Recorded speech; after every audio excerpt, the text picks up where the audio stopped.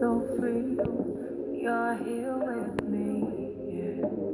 Nothing completes me. Welcome. Thanks for joining. Listen to ChiChristine out of Atlanta. Thank you for hopping on the Media Maestro Scope. Hey, Strike. How are you today? Or this evening, rather.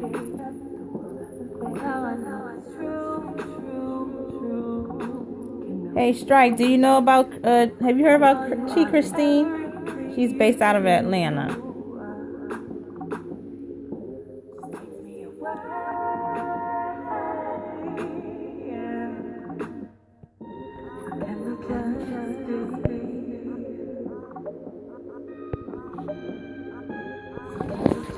Hey.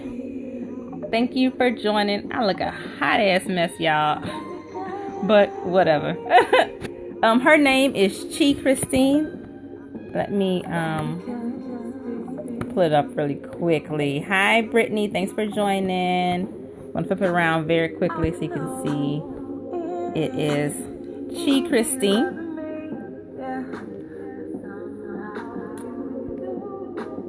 So, yeah, I'm going to talk about ChiChristine tonight if you haven't heard of her.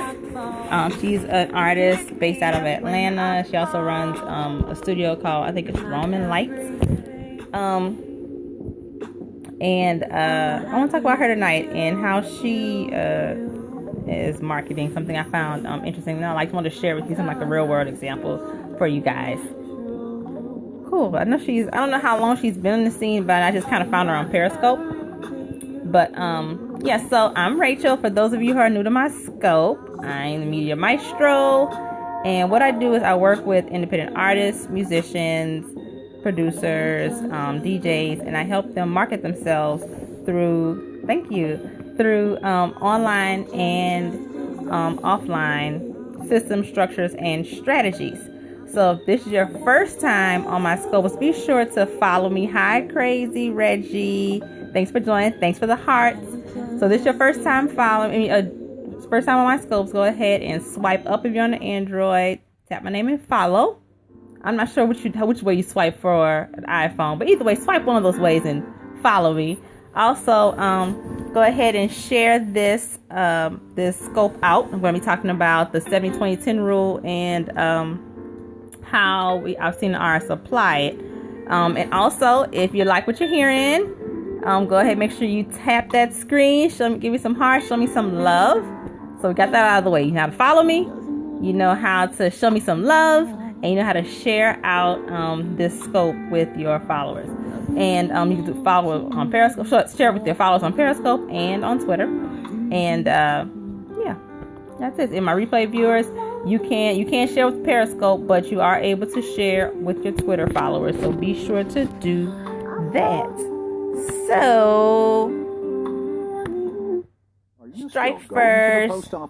Let me turn this down a little bit. I have a little commercial going on Spotify. I can't do all the commercials. So, we were talking about the 70-20-10 rule with engaging on social media. So, 70-20-10 rule is the kind of like the percentages, kind of breakdowns of what you share on social media. 7% of your posts and content should be of value to your fans. Remember, we already talked about your perfect fan profile, which I'm sure you've created by now, and you know what their likes are, their desires are, their passions, their interests, and so you're going to share things in those areas that they may find valuable to them, things that you can even relate to, and actually start conversations with them about these things on social media. That's 7% of your posts. 20% of your posts are sharing things from the industry, people that you know, like, and trust, people that you enjoy following in the industry. And then 10% is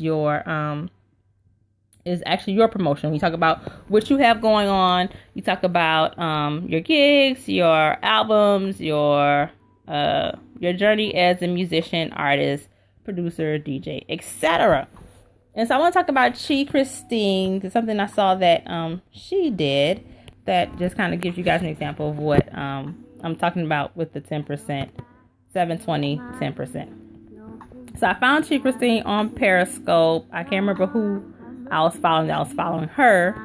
But anywho, so I started following ChiChristine, and she talked about, various topics. And it's never really about, it wasn't really a lot of just, her music. But she always introduced herself, let us know that she was who she was, what she was doing, and that she worked at a studio. She managed a studio, I think it's Roman Lights, Roman Candles, something like that. Roman Lights, I think.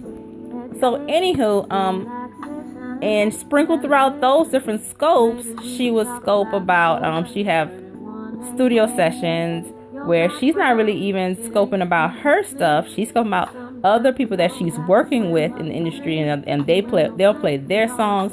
She'll have groups of musicians and people in the industry, and they'll get together and they'll scope each other. So it's, sharing out that content and showing some love to other artists.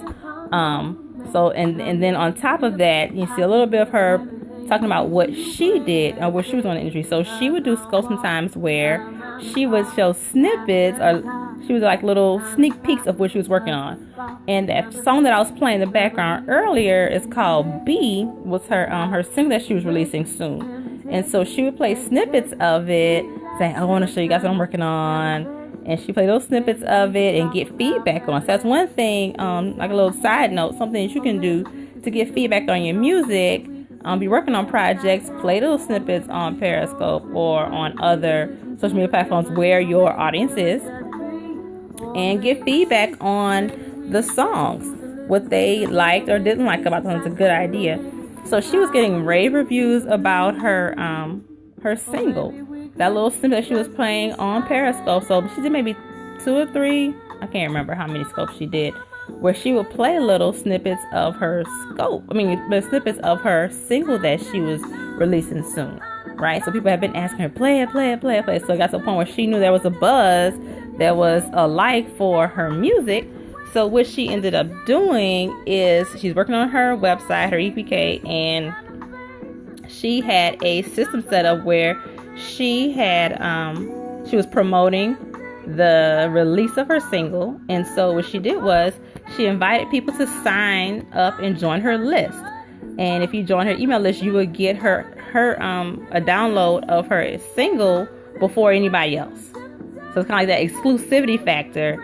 That was her freebie offer. One of the things you want to offer to get people to join your list is something free that you know that they would like. And since she had been getting a lot of buzz and a lot of requests for her single via Periscope followers, she knew that she would get some opt-ins. So she capitalized on that. And on her website, you can't see it now, but I'm gonna flip around so I can show you what I'm talking about. So originally, when she had her website set up, it would say, EP coming, single coming soon. Join below to get my my release a week before everybody else, or when I release it. Something like, I forgot how she phrased it, but it was, type in your email address here and get my single when it's released next week. Get a pre-listen or free, VIP access to my single before it's released, or something like that. And so that's how she got her list, started building her list of fans. She had pulled her social media followers over onto her list. And that's what you want to do. You want to make sure that not only you're growing your followers on social media, finding those perfect fans that you were targeting, but then you pull them from social media onto your list. And I talked about this a few weeks ago, of how important it is to pull your people off of social media and put them on your email list, because Facebook could die tomorrow. I'm sure it probably won't, because how big it is, how big of a beast it is. But any social platform is not a guarantee, because you don't own it. So at any time it could be sold to someone else. It can go out of business, and then you lose those files that you spend so much time building up. Right? Are everybody still with me? Everybody still there? So, thanks, Crazy Reggie. Thanks for letting me know you're there. I wasn't sure. Tap the screen. Give me some. Let me know you're here. I don't know if I'm talking to myself or not. Let me know somebody's still out there. Thanks. So, yeah, you want to pull those followers and put them on your list. Because, like I said, social media can die tomorrow. And then that whole time you spent building up these lists, these followers, you've lost them. And you have no way of contacting these people. But if you pull them off of social media, put them on your list, you always have an email address to reach them. Ha ha. Ha ha. So another thing I want to share with you is how she went a step further with her email list. So now she has these followers that she found from Periscope and other social media platforms, have them on her list. She released her single as a early to her VIPs, because she called them her VIPs. So released her single early to those followers, and then let me show you what she did. Let me scroll. Oh, can I point out another thing that she has her SoundCloud? Can I point that out? A couple weeks I talked about having SoundCloud. Let me turn this around. Having SoundCloud on your website. There she has SoundCloud. I just want to point that out to you guys and how important that is for you to have that. Yeah, SoundCloud is good. There's another social media platform, but you can use it to put your links for your SoundCloud on website. Yep. You can actually embed your singles and tracks on your website. Because what you don't want to have is a website where songs autoplay. And the reason why you don't want to have a song autoplay on your site is because that drains the usage. I can't think of the word right now, but it makes your website run slower when you have all this media running on your site. Like if you have videos automatically playing and songs automatically playing, so you can have a player like SoundCloud embedded that gives your viewer the option of playing your song, and it's the availability to play the song, but they don't actually just run in the background. Yeah, the bandwidth. That's the word. Thank you, Striker. It's bandwidth, right? And so you can also, something else I mentioned on another one of my scopes is the ability to like. Yes, you want them to have the option to play it. Yes, not just kind of making them listen to it. But this little button, I was trying to explain this to you guys before. This is the buy it button. So if you want to buy this single, she has that option here. You can buy it straight from her website. But that's not what I wanted to show you. That's kind of like a little side note to something else I wanted to show you. Yep, that's available through their Pro. You got to get their Pro edition on SoundCloud. Can't do the free version. Got to go Pro. The Pro has these types of options that you can use on SoundCloud along with your analytics. And I kind of talked about that in the other scope before about how important having Pro is, because it provides the analytics to where your viewers and your listeners, not viewers, but where your listeners are coming from to help, further target your marketing plan. So what I wanted to show you was use her mailing list. How much does it cost? Don't misquote me. I think it's about $19 a month. I think. I'm not absolutely sure. I think it's about $19 a month. But what I wanted to show you was how she took her a step further. It doesn't cost that much though. It's not bad at all. So what she did take it a step further was, let me show you right here where it says reviews. Look what she did. It says, my new single B is set to release Tuesday, November 17th. This is the old one. But my VIPs got an exclusive download in late October and are already buzzing. Check out what they have to say. And so she released the single early to her VIPs, got feedback, and used their quotes on her site as reviews. Crazy, right? Very, very, very smart. So it's like a win all around for ChiChristine. She has her followers right. She put her followers off of social media, put them on her mail list, and then got testimonials from them to put on her website about the track and how hot it is. Right?